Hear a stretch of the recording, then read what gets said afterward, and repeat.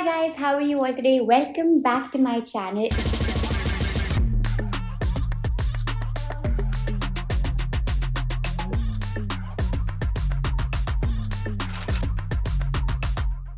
In today's video, I will be talking to you about 10 ways you can romanticize your life. And I particularly wanted to make this video in the winter season because it's in the winters that I, for one, just do not feel like getting out of bed, forget treating myself like the main character. I want to stay all warm and snuggly in my blanket. But then how do you romanticize your life if you're just gonna stay in bed, right? So I wanted to make this video as a reminder for you and for me both. So every single year we can come back to this video, we can learn ways that we can treat ourselves like the main character, have that sort of energy, and we can ace the year. And this is especially useful during the new year time when we have all of that rush of motivation and energy, but we don't know what way to channelize it in. I also wanted to make this video because from Christmas all the way till about 5th or 6th of Jan, I was down the dump. I was going through a really bad stomach infection. Still haven't recovered 100%, but the moment I got my energy back, I was like, I need to start doing something with my life. I just can't keep sitting like this. So here are 10 very easy ways in which you can romanticize your life. None of these tips are going to take too much effort, so they're very easy to incorporate into your everyday routine as well. Point number 1 is to do it for the plot. So many of us hold ourselves back because we think, what is this going to lead to? What's going to happen if I do this? We start overthinking our decisions so much, and we start being so rational about things that don't even require so much rationality in our lives.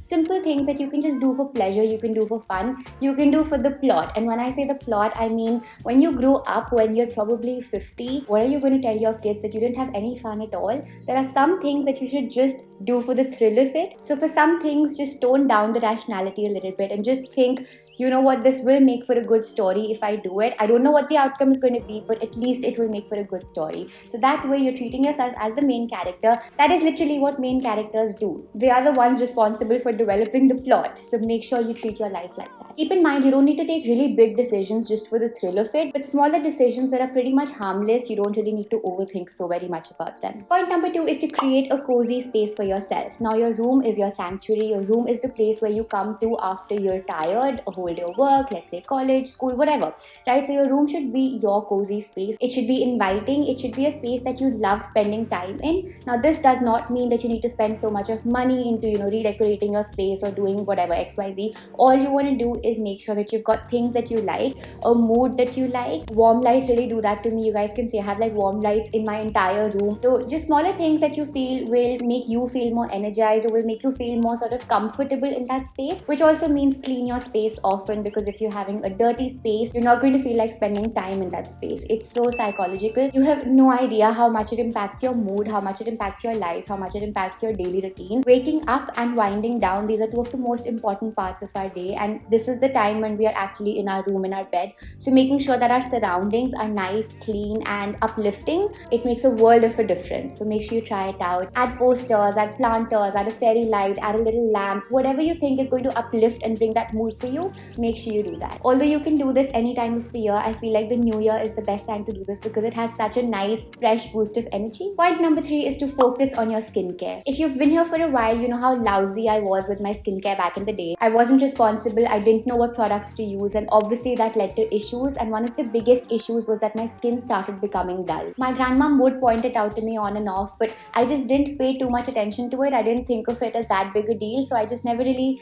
thought about it too much, to be honest. And I did try a couple of home remedies here and there, but the thing with these home remedies is that most of these work, but they give really short-term, inefficient, quick, one-time sort of results. That's when I was introduced to Garnier's vitamin C serum by my college friend, and just as with any new product, I obviously had my doubts, so I ended up researching a lot about it. Up until that point, my routine had just been a cleanser and a moisturizer. So after a lot of reading, I ended up incorporating the serum into my routine, and I absolutely loved it. Especially because the serum is highly concentrated, so it gives faster results. The Garnier Vitamin C Serum is enriched with 30 times vitamin C, and it fades dark spots and dull skin in 3 days. It's got vitamin C, niacinamide and salicylic acid, and it's not got any parabens or sulfates. Plus the lightweight and non-oily formula instantly penetrates into the skin. After cleaning my face, I apply 2 to 3 drops, that's more than enough, and then dab it all over the face and neck, gently tapping it in. You guys can see the before and after in 3 days. days. This serum is available in 4 different sizes, and I'll leave a link to it down in the description box below, so make sure you check it out. Trust me, when you start taking care of your skin and when you start using products that actually make a difference, you automatically start romanticizing your life. Point number 4 is doing actual activities when you go out. Now by this I mean stop going just to cafes. The idea of going out for most of us has become just going to a cafe and just drinking coffee and then coming back home. But there is so much more to do. What happened to museum outings? What happened to sip and paint? What happened to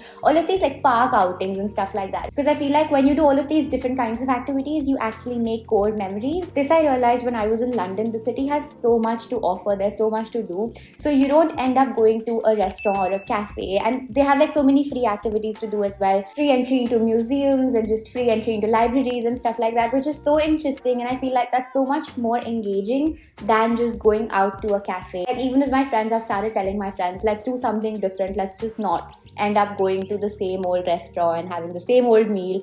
And just like, let's just make newer, more engaging, more fun kind of memories. There was this sushi making workshop that was happening recently. Then there was this rum cake workshop that was happening. So next up, have conversation starters in mind. When you think about romanticizing your life, having interesting people and meaningful conversations is such an important part of doing that. Think about this like an inverted triangle. If your goal is to have meaningful friendships and relationships and conversations, you need to actually start with meaningful conversations yourself. It could start with the simplest of things like, where are you from? And then when they tell you where they're from, you actually have something nice to add to it. Let's say you've been to the place they're from, you can actually start talking about that and you can tell them what you liked about that place. I would say at any given point, have a list of at least 3 to 4 points that you think are really good conversation starters. So whenever you meet somebody, you know, these are the safest topics to talk about that are also pretty interesting. Point number 6 is to have a spa day at least once a month. So you don't always have to go to a salon. You can do this just at home. Do your pedicure, do your manicure, have your nails nice and pretty, have your hair all done. There's this concept called an everything shower. I think that's what it's called, where they do like everything that they should as a part of their shower routine. So people will oil, shampoo, condition, do the hair mask, exfoliate, use a nice body wash. They will do literally like everything they're supposed to do. That's why I think it's called the everything shower. And I like to have a fixed day in the month to do this. I like to schedule my spa routine or whatever you want to call it, like a self-care routine once a month, so I know everything is nice and pretty. And then of course, like if your nails chip or if something happens, obviously touch up throughout the rest of the month, but this one day has to be when it's all about you, it's all about your self-care.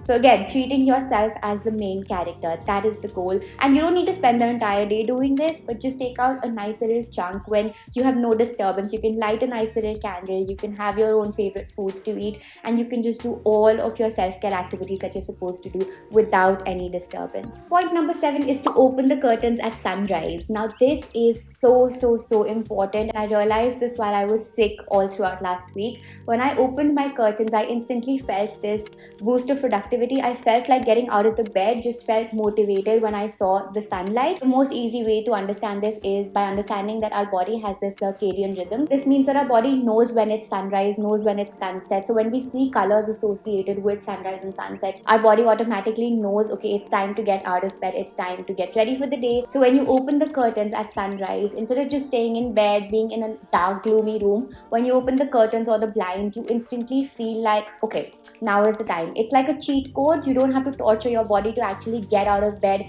even if it's like in the winter time, right? Because in the winter time, I love staying in bed. So I like to use this as a cheat code. I'll open my curtains, and even if I don't want to get out of bed, even if I just want to go and snuggle back in bed, I go do that. But then after a while, my body instantly feels like, you know what, it's time to get up. Like my mind will automatically start coming up with things that I have to do throughout the day. So it's just a push without having to really push yourself. It's just like a cheat code. It's like a mental hack that you can do. Point number 8 is have things to look forward to. It need not be super massive or super important, but just something that I have been looking forward to. And this is such a nice way to actually make your life more interesting for yourself. I have a list of things that I want to do or places I want to visit, things I want to eat. So if every week, just one day, I can just put in something that I want to do, it's not too difficult coming up with about 50 to 55 things that you want to do, things you want want to eat, places you want to visit, people you want to meet, or just trips you want to take, just anything in general that you want to do, and add that once a week to your calendar. And that will make sure that throughout the rest of the week, whatever you're doing with all your heart, because you know, okay, at the end of the week or whatever day of the week, you are looking forward to this particular thing. Next up is to use social media for more comedy and for more ambient music. Now, comedy and ambient music are two ways to just make yourself feel really nice about yourself. You can be having the most tiring day, but just playing some nice comedy show or like any kind of stand-up comedy at the back and just hearing it while doing your other things, it's such a nice boost of energy. And the same thing with ambient music as well. When you've got nothing else playing on, I like to have some little ambient music. It could be a fireplace sort of ASMR, it could be just birds chirping or water flowing or just any kind of really nice ambient background music playing while you're doing your everyday things. These things could be as boring as maybe cleaning or doing the dishes or vacuuming your house or whatever. But if you've got something nice playing on in the background, at least that activity becomes a little bit more interesting. And finally, elevate your wardrobe. This is the best way to romanticize your life. It's an underrated cheat code. It's the easiest way to make sure that you're feeling like the main character. Whenever you dress better, it's so natural. We automatically start feeling so much more nicer about ourselves, about our existence. Pick up a nice outfit, add some nice jewelry. It could be the simplest of things. It could be like 2 rings that you're wearing or just a new top, anything that puts you in the mood. Clothing is a magical way to uplift yourself. Like just dressing better, feeling better. That's why people say when you dress better, you feel better. And if you're wondering how to style yourself better, how to curate your own personal style, what is your fashion aesthetic, I do talk a lot about that on this channel. So if you want to upgrade your personal style and you want to start dressing better, make sure you're subscribing to the channel because I do help you out with all of that. In fact, I even have a video course called the Glow Up Academy where I take you through the A to Z of leveling up and growing together, elevating your presence and making a lasting impression. I will leave more details about the course down below in the description box below, but it's got all of my learnings from finishing school, from my years on YouTube, and from interacting with literally the who's who of the industry. That's about it. Those are 10 easy ways that you can romanticize your life in 2024. I hope the new year brings a lot of health and happiness for you. If you enjoyed this video, make sure you give it a big thumbs up and leave your comments down below letting me know what other videos you'd like to watch. And if you're new here, make sure you subscribe to the channel because I do make a lot of such videos helping you level up in life. And I'll see you guys very soon. Till then, bye bye.